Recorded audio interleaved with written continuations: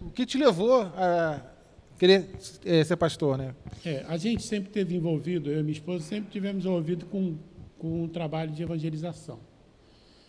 Na igreja, lá na igreja metodista, onde eu me converti, lá tinha um trabalho, como hoje a gente tem um trabalho de células, né? Lá se chamava grupos pequenos. E logo depois que eu comecei a me envolver mais na igreja, eu comecei a visitar aqueles grupos pequenos, né? E em pouco tempo também, eu acho que menos de 2 anos que eu já estava lá ali, naquela igreja, eu comecei a trabalhar no Ministério de Oração. É outra coisa também engraçada que aconteceu na nossa vida lá. Era eu, o Alexandre, o pastor Alexandre, hoje ele está na Igreja Assembleia de Deus, e o pastor Pierre, que continua metodista, né? Nós éramos os 3 dirigentes de oração da igreja. E um dia chegou uma carta na igreja. Chegou uma carta na igreja convidando as irmãs do círculo de oração da igreja para participar do culto. Eu falei, estou lascado. Como é que eu vou chegar lá e dizer que eu não sou irmã? Que eu sou um homem no círculo de oração, no meio de um lugar que com certeza só vai ter mulher. Uhum.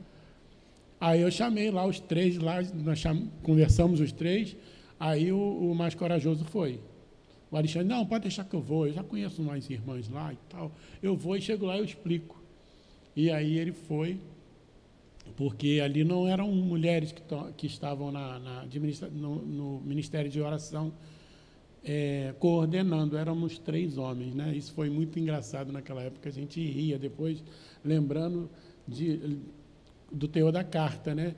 Não é porque a carta estava mal escrita, porque sempre se direciona para a mulher. Aí você vê, né? Como que, às vezes, os cargos na igreja, eles parecem que são dirigidos para ou mulher ou homem, sendo que qualquer um pode funcionar onde Deus colocar, né? Sim.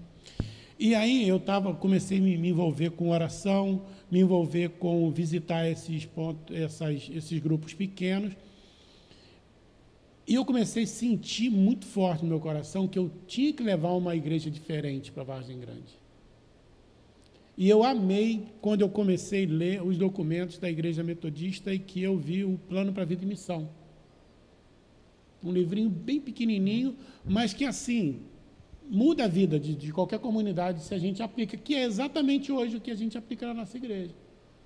Que é ganhar as pessoas, cuidar das pessoas, discipular elas e preparar e enviar. É exatamente isso. E eu cheguei em casa e falei, Zane, e aí passou um tempo, a gente já tinha casado aí não tinha casado, foi antes do casamento.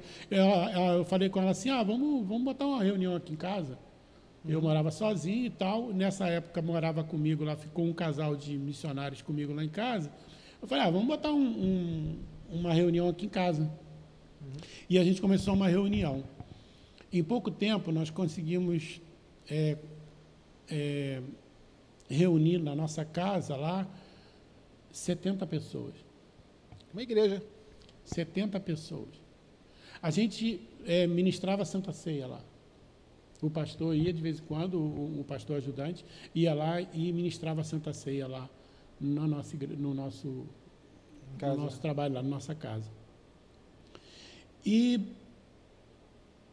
cheguei um dia na igreja, o pastor veio e falou com a gente, o pastorzão veio e falou assim, olha só, vocês têm um chamado pastoral, vocês precisam ir fazer faculdade. Só que eu não tinha o 2º grau, que eu não sei como é que chama agora. Eu também não, essa fase muda de nome e a gente acaba se perdendo um pouquinho. Alguém pode ajudar a gente aí, que vocês estão aí nos bairros? Ensino médio. Ensino médio. Eu não tinha ensino médio. O que eu fui fazer?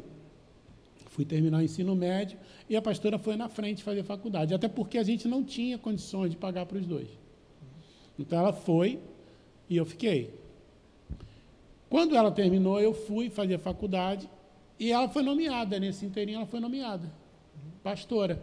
E a gente já foi trabalhar numa outra, eu fui lá como seminarista, ela já como pastora nomeada, e eu fui como seminarista e ajudando, né, na igreja da Taquara. Depois a gente saiu do Taquara, foi para a igreja de Jardim Oceânico, e da igreja de Jardim Oceânico nós fundamos a igreja metodista em Vargem Grande. E aí depois a gente saiu e hoje a gente está aqui na igreja Batista Atitude, que também foi um processo muito, muito gostoso para nós. E como é que foi esse processo? Esse processo é o seguinte: a gente tinha saído da igreja que a gente estava, né? E só que assim, tinha um grupo de pessoas que a gente fazia reunião em casa. Começamos a fazer reunião em casa novamente. E aí começou um grupo crescendo. E nós criamos uma ONG,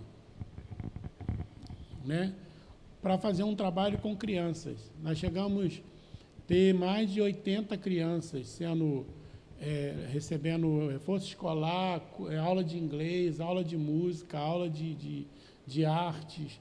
A gente chegou a ter esse número de crianças lá no nosso projeto. E aí, como tinha muita gente, um pedaço lá do meu terreno, onde eu moro hoje, eu fiz um galpãozinho pequeno, de 80 metros quadrados, mas ali começou a dar aula para as crianças. A gente não podia... Mas o que a gente ia fazer com as crianças? Recurso a gente não tinha para alugar um espaço. E nós não éramos igreja. E nem conseguimos ser igreja enquanto o projeto Semeando Vida, que é a ONG que nós tínhamos. Só que isso também virou um grupo de oração.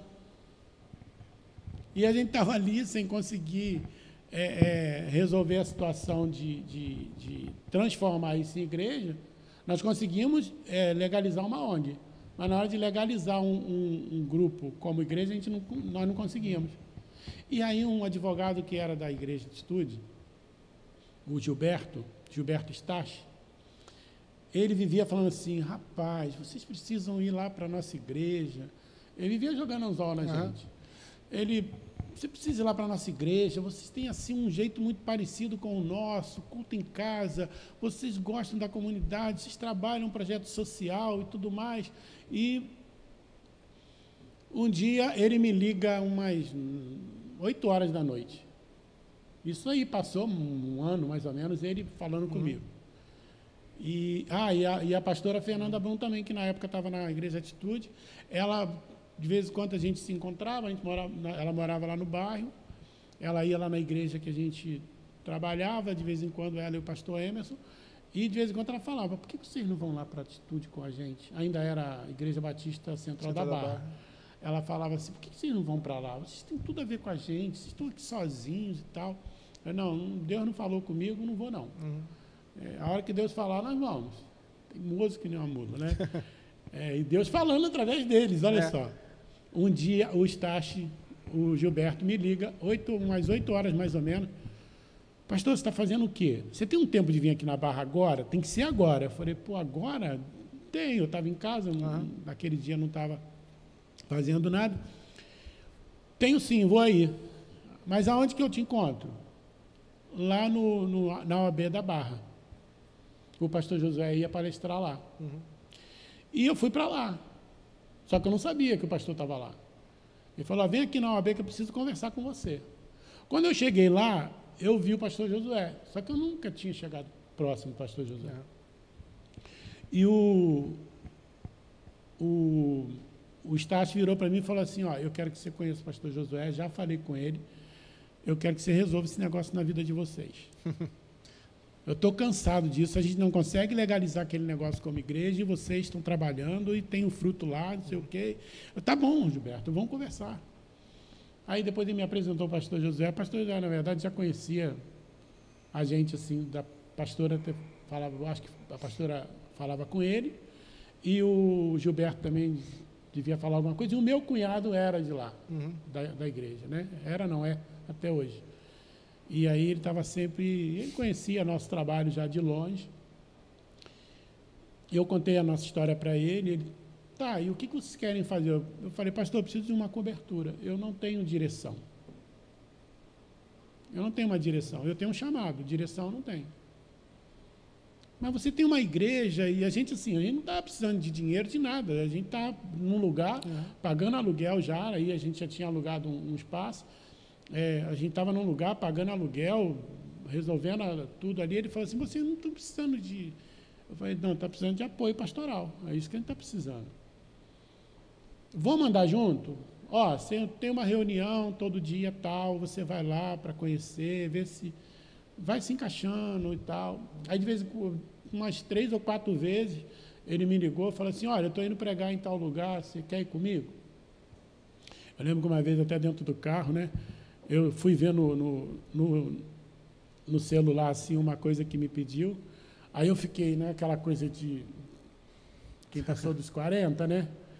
Aí ele falou assim, irmão, tá ruim o negócio aí, hein? Tem que procurar um profissional. Aí foi muito engraçado naquele dia. E nós ficamos aí 1 ano e pouquinho conhecendo a igreja, conhecendo o pastor,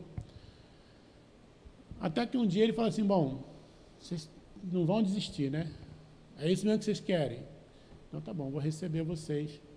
E ele recebeu a gente no final de 2013, ainda lá no Rio Mar, recebeu a gente lá. Eu estava com um grupo de 76 pessoas comigo, mas quando a gente fez essa transição, a gente perdeu algumas. Eu cheguei a ficar com 26 pessoas só. E hoje, quando a gente saiu de Vargem Grande, já tinha mais de 200 pessoas lá. Caramba. Mas o que a gente precisava naquele momento ali, que eu estava buscando em Deus, mas não estava sabendo ouvir Deus. Né? Mas naquele momento que a gente encontrou com o pastor Josué e que a gente começou a conhecer a igreja, caminhar e ver como que acontecia as coisas, a gente levou a visão, a gente abraçou a visão.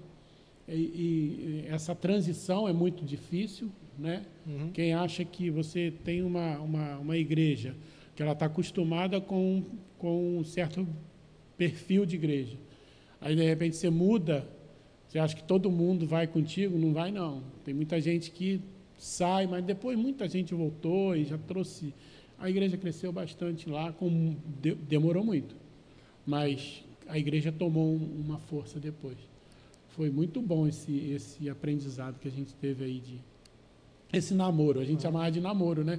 1 ano e tanto. Vamos namorar aí até ver o que vai dar.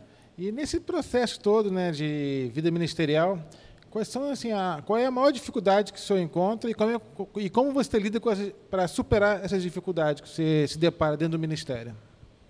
Dificuldade todas. Todas.